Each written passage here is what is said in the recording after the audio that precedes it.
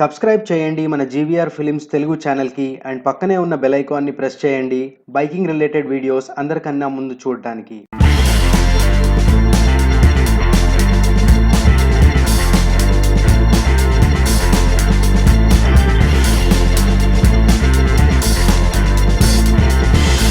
Hey, hello guys, how are you all? Hope you all are absolutely rocking and welcome back to our channel GVR Films Telugu.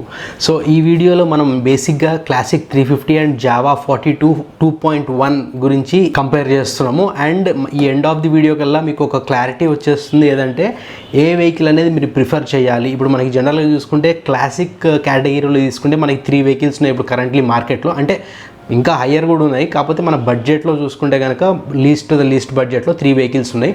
ఒకటి ఏంటంటే classic 350 ఉంది and ఇంకోటి next వచ్చేసి Honda highness ఒకటి ఉంది and next Java 42 2.1 Java Perak ఇవి ఉన్నాయన్నమాట. మామూలుగా క్రూజర్ మోడల్స్లో కొద్దిగా బడ్జెట్ ఫ్రెండ్లీ.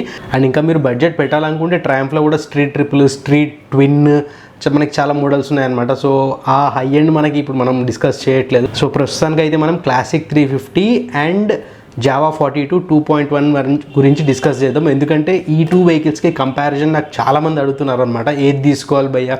అండ్ వాళ్ళు ఏంటంటే యాక్చువల్గా మనకి ప్రైస్ రేంజ్ కూడా చాలా సిమిలర్గా ఉండడంతో ఫీచర్స్ కూడా చాలా వరకు దగ్గర ఉన్నాయి. సో అందుకని చాలామంది కన్ఫ్యూజ్ అవుతున్నారు అనమాట ఏం తీసుకోవాలని చెప్పి. సో ఈరోజు ఈ వీడియోలో మనం ఈ 2 వెహికల్స్ గురించి డిస్కస్ చేద్దాము. చెప్తున్నా కదా, ఈ ఎండ్ ఆఫ్ ది వీడియో కల్లా మీకు ఒక క్లారిటీ వచ్చేస్తుంది. ఏ వెహికల్ ప్రిఫర్ చేయొచ్చు, ఏ వెహికల్ ఎందుకు ప్రిఫర్ చేయాలి అని చెప్పి కూడా మీకు క్లారిటీ లాగా వస్తుంది అనమాట. So without any further ado, let's jump right into that.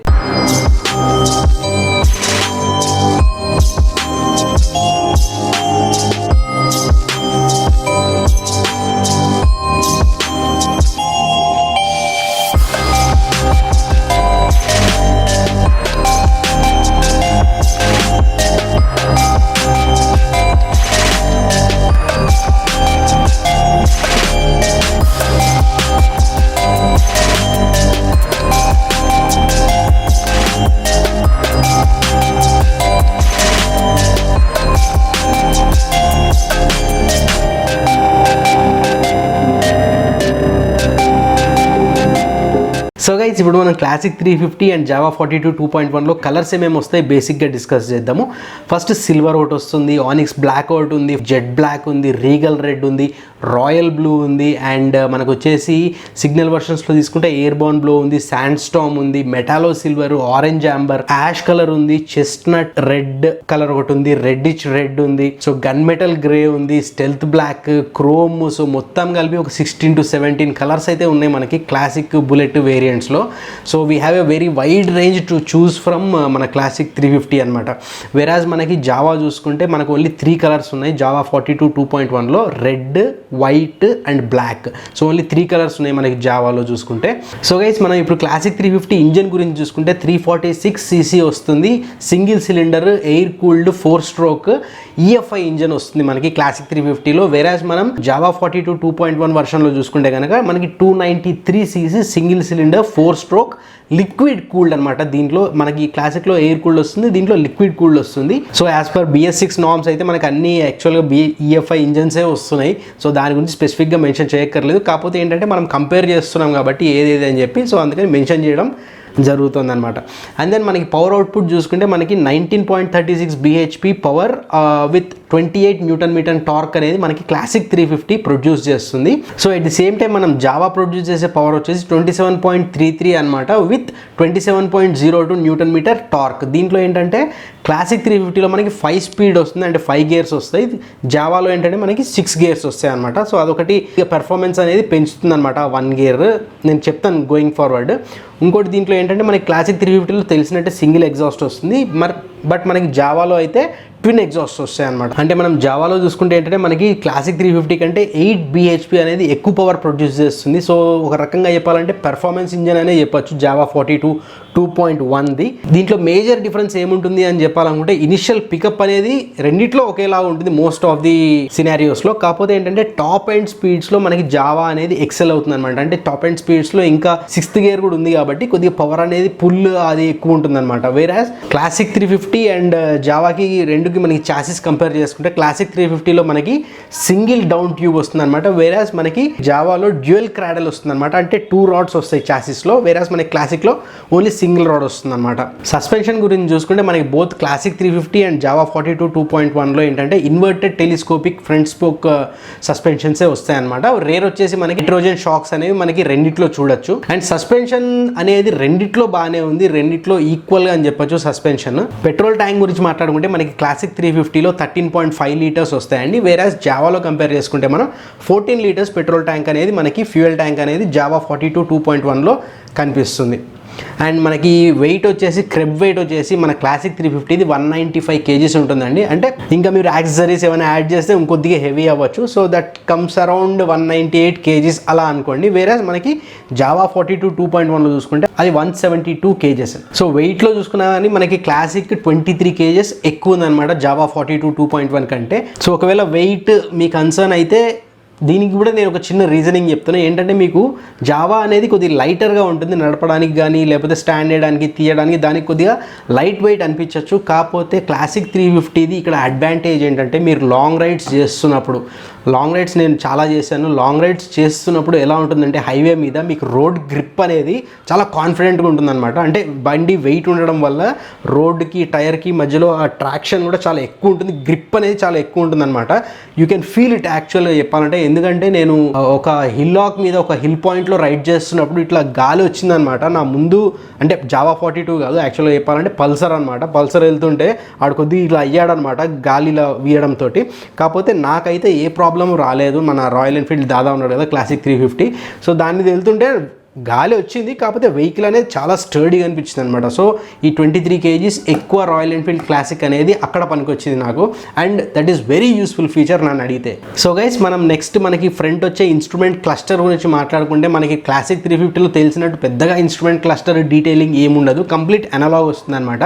దాంతోపాటు మనకి ఏంటంటే ఫ్యూయల్ గేజ్ అనేది రాదు కానీ ఫ్యూయల్ మీటర్ ఇండికేటర్ అనేది ఒకటి వస్తుంది. దాంతోపాటు మనకి ABS on off switch, engine health చూపించే ఒకటి light and upper dipper lower dipper అది మనకి అట్లా వస్తుంది అనమాట క్లాసిక్ 350లో. వేరేస్ మనం జావా చూసుకుంటే జావాలో డిజిటల్ అండ్ అనలాగ్ రెండు కాంబినేషన్ వస్తుంది, దాంట్లో ట్రిప్పర్ మీటర్ వస్తుంది, ఫ్యూయల్ గేజ్ కూడా వస్తుంది అనమాట. అంటే యాక్చువల్గా ఫ్యూయల్ ఎంత ఉంది అని చూపించే చిన్న మీటర్ కూడా వస్తుంది అనమాట. So that is very good feature in Java 42 2.1 అనే చెప్పాలి. కాకపోతే ఏంటంటే క్లాసిక్లో కూడా ఆ ఫీచర్ అనేది యాడ్ చేస్తే చాలా మందికి యూజ్ అవుతుంది అనమాట. అండ్ హెడ్ లైట్ చూసుకుంటే కనుక మనకి క్లాసిక్ 350 అండ్ జావా 42 రెండిట్లో మనకి ఏంటంటే హాలోజన్ లైట్స్ వస్తాయి, ఎందుకంటే రెండు క్రూజర్ కేటగిరీ కింద వస్తాయి. క్రూజర్ కేటగిరీలో మీరు చూసుకుంటే ఏ బైక్ అయినా మోస్ట్ ఆఫ్ ది బైక్స్ 99% బైక్స్కి హాలోజన్ హెడ్ ల్యాంపే ఇస్తారు, ఎందుకంటే కొద్దిగా రెట్రో ఫీల్ రావాలని చెప్పి ఇస్తారు. కాకపోతే ఏంటంటే ఇప్పుడు కొత్తగా వచ్చే BS6 వర్షన్స్లో ఏంటంటే ఆ హాలోజన్ లైట్ కూడా త్రో కూడా మనకి చాలా బాగుంటుంది అనమాట. ఎట్లాగో మనం ఆక్స్ లైట్స్ అనేవి ఫిక్స్ చేసుకుంటాం, అదే ఫాగ్ లైట్స్ అనేవి ఫిక్స్ చేస్తాం కాబట్టి చాలామంది చేస్తారు కాబట్టి మనకి లైటింగ్ అనేది ప్రాబ్లం అయితే ఉండదు. At the same time indicators కూడా మనకి క్లాసిక్ 350లో హాలోజనే వస్తాయి. మనకి కావాలనుకుంటే ఎల్ఈడి ఇండికేటర్ బల్బ్స్ కూడా మనం రీప్లేస్ చేసుకోవచ్చు దాంతో, సిమ్టాక్ అని చెప్పి. సో నేను సిమ్టాక్ 4 LED హజార్డ్ ఫ్లాష్ అది నేను ఒక డెడికేటెడ్ వీడియో చేశాను, సో అది చూడండి. మీకు నచ్చితే నేను ఆ వీడియో డిస్క్రిప్షన్ సెక్షన్లో నేను దాని కూపన్ కోడ్స్ కూడా పెట్టాను, మీకు తెప్పించుకోవాలనుకుంటే తెప్పించుకోవచ్చు. నేను కింద డిస్క్రిప్షన్ సెక్షన్లో అయితే ఆ హజార్డ్ లైట్స్, సిమ్టాక్ హజార్డ్ లైట్స్ది వీడియో లింక్ నేను పెట్టేస్తాను. వేరాజ్ మనం జావా 42 2.1లో చూసుకుంటే ఏంటంటే హెడ్ లైట్ ఇండికేటర్ బల్బ్స్ అయితే మనకి హాలోజన్లో ఇచ్చారు, బట్ టెయిల్ లైట్ మాత్రం దానికి ఎల్ఈడి అనేది వస్తుంది అనమాట. సో ఎల్ఈడి రావడంతో ఏంటంటే దూరం నుంచి కూడా మనకి కొద్దిగా అక్కడ బ్రేక్ కొట్టినప్పుడు ఒక వెహికల్ అనేది ఉంది అని చెప్పి చీకట్లో రైడ్ చేస్తున్నప్పుడు, నైట్ రైడ్స్ చేస్తున్నప్పుడు క్లియర్గా విజిబిలిటీ అనేది ఉంటుంది. వేరాజ్ మనం దీంట్లో కూడా మన క్లాసిక్ 350లో కూడా ఎల్ఈడి బల్బ్ అనేది ఇన్స్టాల్ చేసుకోవచ్చు, కాకపోతే డిఫాల్ట్గా స్టాక్గా ఇచ్చేది హాలోజన్ ఇస్తాడు క్లాసిక్ 350లో. వేరాజ్ మనకి జావా 42 2.1లో చూసుకుంటే టెయిల్ లైట్ అనేది ఎల్ఈడి ఉంటుందన్నమాట. అండ్ ఇప్పుడు టైర్ సైజ్ చూసుకుంటే మనకి క్లాసిక్ 350లో ఫ్రంట్ టైర్ వచ్చేసి 90/90 19 ఇంచ్ టైర్ ఉంటుందన్నమాట. వేరాజ్ రేర్ టైర్ చూసుకుంటే క్లాసిక్ 350 120/80 18 ఇంచ్ రేర్ టైర్ అనేది వస్తుందన్నమాట.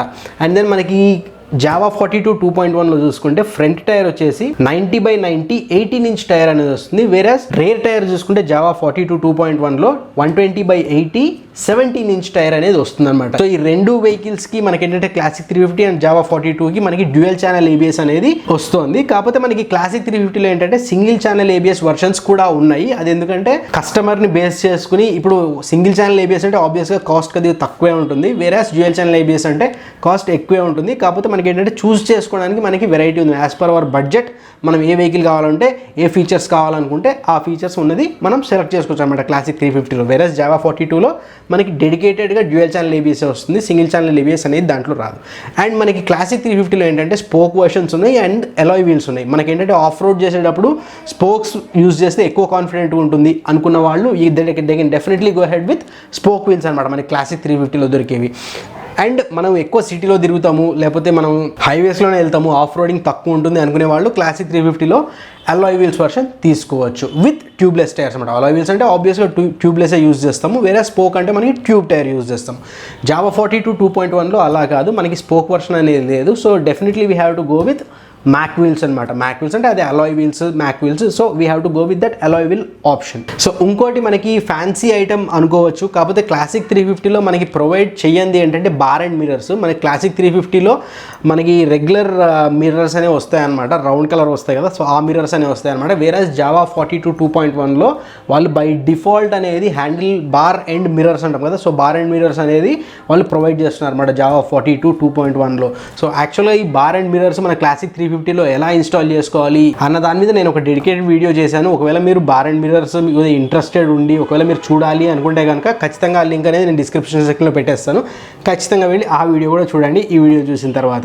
సో గైస్ ఇప్పుడు మనం ఫైనల్గా ఆన్ రోడ్ ప్రైస్ ఎంత క్లాసిక్ 350 దాని జావా 42 2.1 ఎంత అనేది డిస్కస్ చేద్దాం. ఇప్పుడు క్లాసిక్ 350 వచ్చేసి చాలా వైడ్ రేంజ్, చాలా varieties, single channel ABS, dual channel ABS, colour schemes చాలా ఉన్నాయి కాబట్టి దాని ప్రైస్ రేంజ్ అనేది చెప్తాను. ఆన్ రోడ్ ప్రైస్ హైదరాబాద్లో సో మనకి అది వచ్చేసి 1.59 చేంజ్ ల్యాక్స్ నుంచి 2.28 చేంజ్ ల్యాక్స్ వరకు మనకి క్లాసిక్ 350 అనేది రేంజ్ అనేది ఉందన్నమాట ఆన్ రోడ్. వేరేస్ మనం జావా 42 2.1 వర్షన్ తీసుకుంటే దాంట్లో పెద్ద వర్షన్స్ ఏం లేవు, ఒకటే వర్షన్ 3 కలర్స్ ఉన్నాయి కాబట్టి సో దానిది మనం ఫిక్స్డ్ ప్రైస్ అనేది చెప్పేయచ్చు అనమాట. ఆన్ రోడ్ ప్రైస్ ఎంత ఉంది, ఇంత నుంచి అంతవరకు ఒక రేంజ్ కాకుండా ఫిక్స్డ్ ప్రైస్ అనేది చెప్పచ్చు. అది ఎంత ఉందంటే 2.06 ల్యాక్స్ ఆన్ రోడ్ ప్రైస్ అనేది ఉందన్నమాట జావా 42ది. సో మీరు చూసుకుంటే మనకి క్లాసిక్ 350లో చాలా వర్షన్స్ ఉన్నాయి, జావా 42 2.1కి ఈక్వల్గా వచ్చిన రేంజ్లో కూడా క్లాసిక్ 350 వెహికల్స్ మనకి ఉన్నాయి కాబట్టి ఈ రెండింటికి మనకి మెయిన్గా కంపారిజన్ చేసామన్నమాట.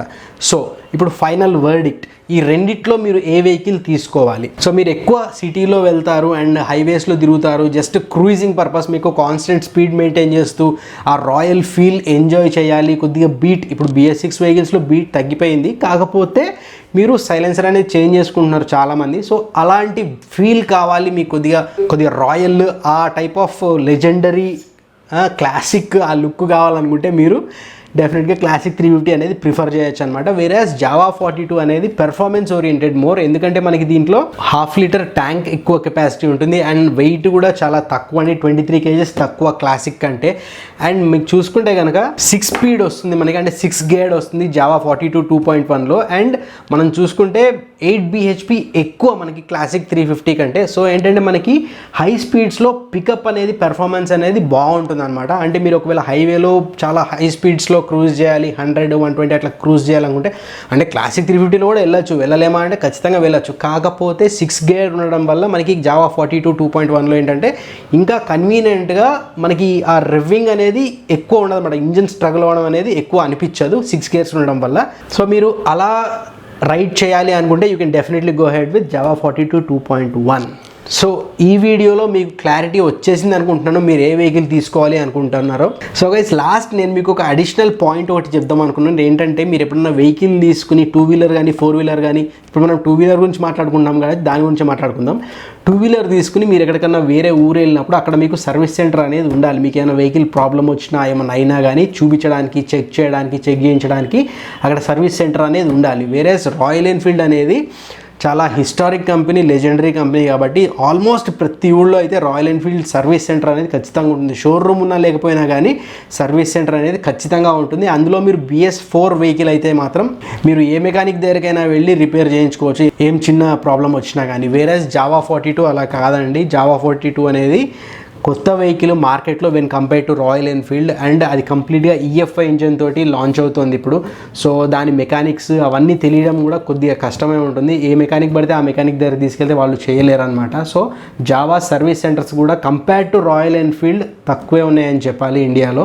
సో ఏమైనా ప్రాబ్లం వచ్చిందంటే మీరు ఇప్పుడు నేను ఇప్పుడు ఏదో తాండూరో ఏటో వెళ్తున్నాను అనుకోండి, జావా 42 వేసుకుని ఏదైనా ప్రాబ్లం వస్తే నేను ఆ ప్రాబ్లం సాల్వ్ చేసుకోవడానికి మళ్ళీ హైదరాబాద్ వచ్చి షోరూమ్కి వచ్చి చేయించుకుని వెళ్ళలేను కదా. సో ఆ పాయింట్ అయితే ఒకటి ఆలోచించండి జావా 42 తీసుకునే ముందు. అదర్ దాన్ దట్ మీరు రెండిట్లో ఏ వెహికల్ తీసుకున్నా కానీ పెర్ఫార్మెన్స్ వైజ్ కానీ, లేకపోతే మీ ఒపీనియన్ని బట్టి కానీ, మీ స్టైల్ని బట్టి కానీ, మీ బాడీ లాంగ్వేజ్ని బట్టి కానీ మీకు ఏది సూట్ అవుతుంది అని మీరు డిసైడ్ చేసుకోవచ్చు. సో గైస్, ఈ వీడియో మీకు చాలా ఇంట్రెస్టింగ్ అండ్ ఇన్ఫర్మేటివ్గా అనిపించింది అనుకుంటున్నాను నేను. ఒకవేళ మీకు నిజంగానే ఈ వీడియో ఇన్ఫర్మేటివ్గా అనిపించి ఉంటే లైక్ చేయకుండా మాత్రం వెళ్ళకండి, షేర్ చేయండి ఈ video me friends and family తోటి. సో ఈ వీడియో ఎవరికన్నా అవసరమైన వాళ్ళకి అందుతుంది అనమాట. అండ్ నాకు కింద కామెంట్ సెక్షన్లో కామెంట్ చేసి చెప్పండి ఎలా అనిపించింది ఈ వీడియో మీకు.